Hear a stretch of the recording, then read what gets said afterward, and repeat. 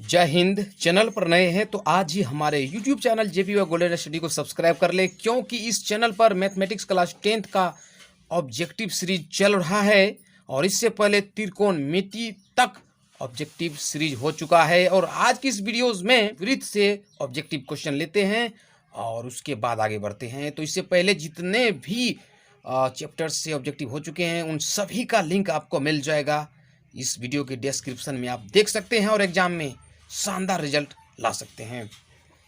पहला क्वेश्चन देखिए, वृत्त सर्किल चैप्टर से। वृत्त क्या है? एक घूमने वाली रेखा है, यानी कि जिसके ठीक बीच में एक केंद्र होता है, जैसे कि साइकिल का रिम देखे होंगे आप।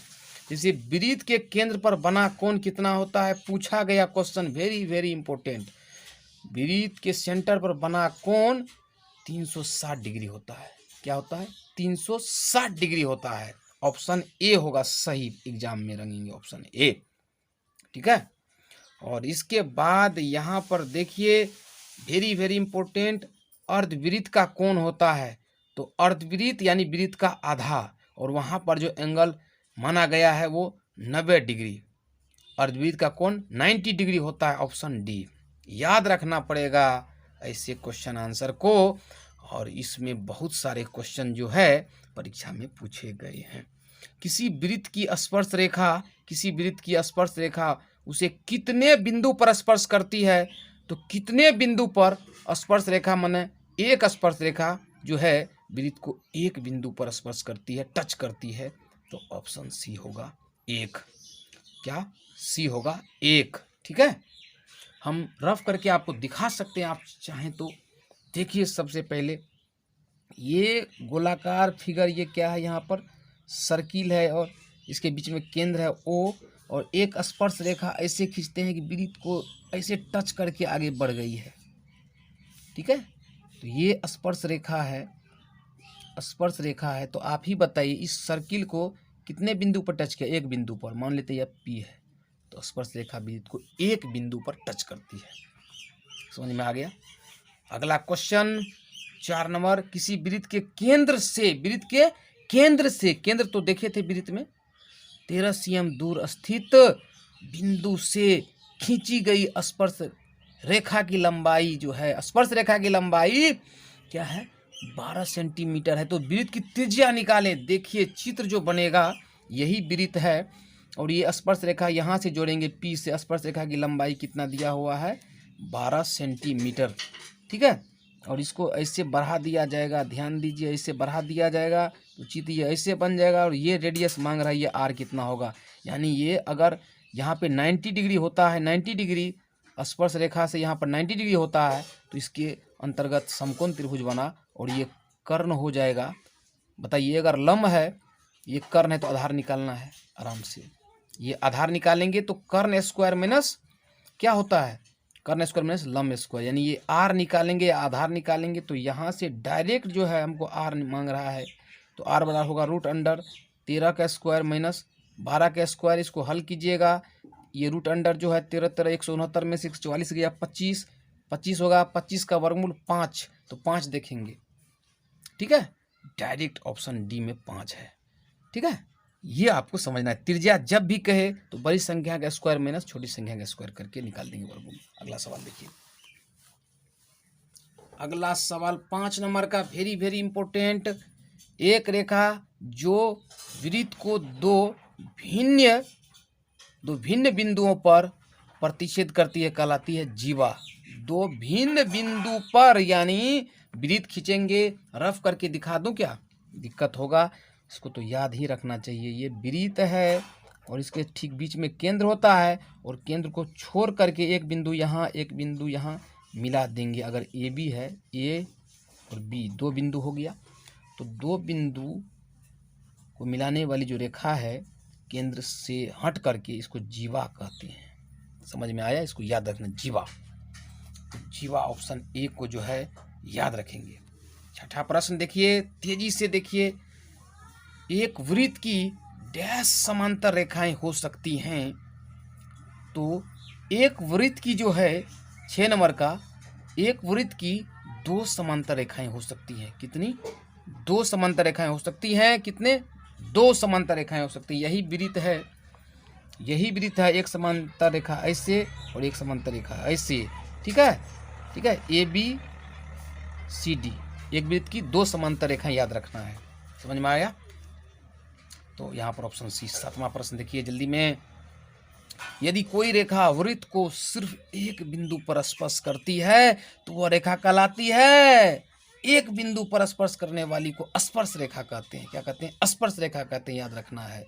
तभी दिखाए थे ना चित्र में, यहाँ पर स्पर्श रेखा खींच करके ऐसे करके यहाँ पर P स्पर्श बिंदु है, ठीक है। तो सिर्फ एक बिंदु पर स्पर्श करने वाली जो रेखा है वो स्पर्श रेखा है। चलिए 8वां प्रश्न क्या है? TP तथा TQ किसी बाह्य बिंदु T से एक वृत्त जिसका केंद्र O है पर खींची गई दो स्पर्श रेखाएं हैं। TP TQ दो स्पर्श रेखाएं हैं, इस प्रकार है कि कोण POQ 120 डिग्री, तो कोण OTP होगा कितना होगा? तो सबसे पहले क्या है कि वृत्त को बनाना है और उस पर दो स्पर्श रेखा खींचना है, जैसे TP और TQ, और ये दोनों स्पर्श रेखा जो है इसकी दूरी बराबर होती है, यानी कि PT बराबर QT या TP बराबर TQ, और स्पर्श रेखा की दूरी बराबर होती है। और बाहरी बिंदु T से जाने वाली जो स्पर्श रेखा है वो स्पर्श बिंदु पर लंब होती है, यानी P पर 90 डिग्री। उसी प्रकार T से जाने वाली स्पर्श रेखा Q बिंदु पर क्या होगी? लंब होगी, यहाँ पर 90 डिग्री। और बीच वाला कोण सवाल में दिया हुआ है 120 डिग्री POQ। तो हमको निकालना है OTP। क्या निकालना है? OTP। तो इस तरह से हम कोण गिनेंगे POQT, यानी कि 4 कोण है, तो यहाँ से ये चतुर्भुज हो रहा है यहाँ पर। तो चतुर्भुज के चारों कोणों का योग 360 डिग्री होता है, यानी कोण P प्लस कोण O प्लस कोण Q कोण T, यानी कि POQT सभी कोण को जोड़ेंगे तो ये होगा 360 डिग्री। और मैंने पहले ही बताया कि TP यानी P पर जो कोण है 90 डिग्री है, तो P का मान 90 डिग्री, और T अभी रहेगा क्योंकि आगे T का कैलकुलेशन है, प्लस T रहेगा, T नहीं दिया है। और नीचे में Q है, Q का वैल्यू 90 डिग्री, फिर O का वैल्यू दिया है 120 डिग्री बराबर 360 डिग्री। अब T निकालना है तो T को यहाँ लिख देंगे, बाकी 90 90 120 को जोड़ेंगे तो 300 होगा। आगे 360 में से 300 को घटा देंगे तो बचेगा 60 डिग्री। हमको कह क्या रहा है? हमको कह रहा है कोण OTP निकालने के लिए, यानी यहाँ पे T पर टोटल एंगल बना 60 डिग्री, तो इसका हाफ लेना है, यहाँ से इसका आधा लेना है, तो 60/2, यानी यहाँ पर होगा 30 डिग्री। यदि दो वृत्त एक दूसरे को बाहर से छूते हैं तो दोनों वृत्त से एक साथ गुजरने वाली स्पर्श रेखा की संख्या कितनी होगी? 9 नंबर का। वो कितनी होगी? 9 नंबर का। यदि दो वृत्त क्या है एक दूसरे को बाहर से छूते हैं तो दोनों वृत्त से एक साथ गुजरने वाली रेखा की संख्या, स्पर्श रेखा की संख्या कितनी होगी? इसके लिए इस चित्र को ध्यान से देखिए। देखिए दो वृत्त हमने ड्रॉ किया है, एक स्पर्श रेखा ऊपर से है और एक नीचे से है, और जहाँ पर दोनों वृत्त एक दूसरे को बाहर से छू रहे हैं, बीच में देख रहे हैं, एक ऊपर से नीचे लंबवत एक रेखा है। इस तरह से 3 स्पर्श रेखा हुए। तो इसके लिए होगा ऑप्शन सी 3 होगा। 10 नंबर का बाह्य बिंदु, वही बाहर से वृत्त पर खींची गई स्पर्श रेखाओं की लंबाई क्या होती है? बराबर होती है, समान होती है, बराबर होती है, समान होती है, इसको याद रखना है, बराबर या समान होती है। चलिए आगे बढ़ते हैं। आगे 11 नंबर देखिए, वृत्त की क्या है? वृत्त की स्पर्श रेखा स्पर्श बिंदु से केंद्र को मिलाने वाली रेखा पर क्या होती है? लंब होती है। यह परमेय से है। वृत्त की स्पर्श रेखा स्पर्श बिंदु से केंद्र को मिलाने वाली रेखा पर लंब होती है। ऑप्शन सी याद रखना है। क्या होती है? लंब होती है, याद रखना है। ऑब्जेक्टिव में सब सवाल का रफ हम नहीं बताएंगे, कुछ को याद रखना होगा। चलिए 12 नंबर देखिए क्या कह रहा है। 12 नंबर सवाल, वह रेखा जो वृत्त से केवल एक ही बिंदु पर मिलती है, तो एक ही बिंदु पर जो मिलती है वृत्त की स्पर्श रेखा कहलाती है। एक ही बिंदु पर मिलने वाली रेखा स्पर्श रेखा है, टेंजेंट है, याद रखना है। चलिए 13 नंबर का, वृत्त की दो बिंदुओं पर प्रतिच्छेद करने वाली रेखा को कहते हैं छेदक रेखा। क्या कहते हैं? छेदक रेखा।